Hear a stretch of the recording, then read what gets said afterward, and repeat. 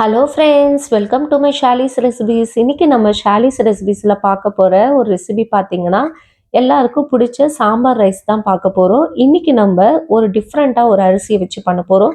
அது ஒன்றும் இல்லைங்க, குருணை அரிசியில் தான் இன்னைக்கு நம்ம மிக்சட் சாம்பார் ரைஸ் பண்ண போகிறோம். வாங்க இது இப்போ எப்படி செய்கிறதுன்னு பார்க்கலாம். ஃபர்ஸ்ட் இதுக்கு தேவையான வெஜிடபிள்ஸ் எடுத்துக்கலாம். நான் இன்னைக்கு கொஞ்சம் வாழைக்காவும் கேரட்டு பீன்ஸ் முருங்கைக்காய் எடுத்திருக்கேன். இது எல்லாத்தையும் ஒரு குக்கரில் சேர்த்துக்கலாம். உங்களுக்கு என்ன வெஜிடபிள்ஸ் வேணுமோ நீங்கள் சேர்த்துக்குங்க. இது கூடவே ஒரு 15 சின்ன வெங்காயமும் 2 தக்காளியும் ஒரு 5 பல்லு பூண்டு 3 பச்சை மிளகாவும் சேர்த்துக்கலாம்.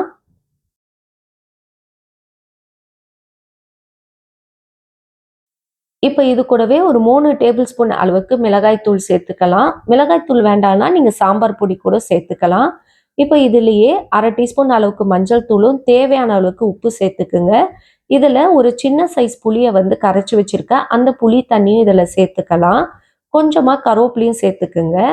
இப்போ நான் ஒரு 3/4 கப்பு அளவுக்கு தோரம்பருப்பை ஒரு 30 நிமிஷம் ஊற வச்சு எடுத்திருக்கேன். அந்த தோரம்பருப்பையும் இதில் சேர்த்துக்கலாம். குருணை அரிசி பார்த்தீங்கன்னா 1 கப் எடுத்திருக்கேன். இதை ஒரு மணி நேரம் ஊற வச்சு எடுத்திருக்கேன். அதையும் இதில் சேர்த்துக்கலாம். 1.25 அளவுக்கு நம்ம இன்னைக்கு எடுத்திருக்கோம். 1 கப்பு குருணை அரிசியும் 3/4 கப்பு தோரம்பருப்பும் எடுத்திருக்கோம். இந்த 1.25 அளவுக்கு வந்து 3.5 கப்பு நான் வந்து தண்ணி சேர்க்க போறேன்.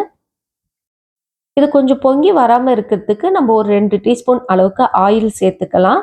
உங்களுக்கு நல்ல வாசனை பிடிக்கும், நெய்யோடு சாப்பிடணும் அப்படின்னு ஆசைப்பட்டீங்கன்னா 1 டீஸ்பூன் அளவுக்கு நெய்யும் சேர்த்துக்குங்க. அவ்வளோதான். இதை மூடி போட்டு விசில் போட்டு ஒரு 3 விசில் போட்டு எடுத்துடலாம். இப்போ ஒரு பேனில் ஒரு 2 டீஸ்பூன் அளவுக்கு எண்ணெயும் 2 டீஸ்பூன் அளவுக்கு நெய்யும் சேர்த்துக்குங்க. இது நல்லா காஞ்ச பிறகு ஒரு 1/2 டீஸ்பூன் அளவுக்கு கடுகும் 1 டீஸ்பூன் அளவுக்கு சீரகம் சேர்த்துக்கோங்க. முந்திரி வந்து ஒரு 5லேருந்து 10 கூட நீங்கள் சேர்த்துக்கலாம். உங்கள் விருப்பப்படி ஆட் பண்ணிக்கோங்க. இது கூடவே காஞ்ச மிளகாய் ஒரு 4 சேர்த்துக்கலாம். கொஞ்சமாக கருவேப்பிலையும் பெருங்காயத்தூளும் சேர்த்து இதை நல்லா மிக்ஸ் பண்ணி விட்டுருங்க.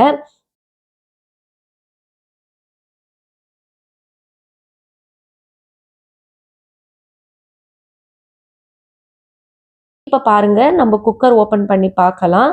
நம்மளுடைய சூப்பராக சாம்பார் ரைஸ் வந்து நல்லா குழைய வெந்து வந்திருக்கு. இப்போ இதில் நம்ம தாளிச்ச மசாலாவை இதில் சேர்த்துக்கிட்டு நல்லா மிக்ஸ் பண்ணி விட வேண்டியதான். ஒரு அருமையாக நல்ல நெய் வாசனையோடு அவ்வளோ ஒரு டேஸ்ட்டாக இருக்கும். வாயில் வச்சோடனே அப்படியே கரைஞ்சி உள்ளே போயிட்டே இருக்கும். அந்த அளவுக்கு சூப்பராக இருக்கும் இது. அவ்வளோதான். இப்போ இதில் வந்து கொஞ்சமாக நீங்கள் வந்து கொத்தமல்லியை போட்டுட்டு நெய் போட்டு சர்வ் பண்ண வேண்டியதான். நல்லா சாஃப்டாக குக் ஆகிருக்கும். 3 விசிலே போதும். பாருங்கள், நல்லா தலை தலைன்னு இருக்குது. நல்லா சுட சுட சாப்பிட்றதுக்கு இது அவ்வளோ ஒரு அருமையாக இருக்கும். அவ்வளோதான். இந்த ரெசிபி உங்களுக்கு பிடிச்சிருந்தா மறக்காமல் லைக் பண்ணுங்கள், ஷேர் பண்ணுங்கள், சப்ஸ்கிரைப் பண்ணுங்கள் ஃப்ரெண்ட்ஸ். இன்னொரு வீடியோவில் உங்களை சந்திக்கிறேன். பாய் பாய் ஃப்ரெண்ட்ஸ்.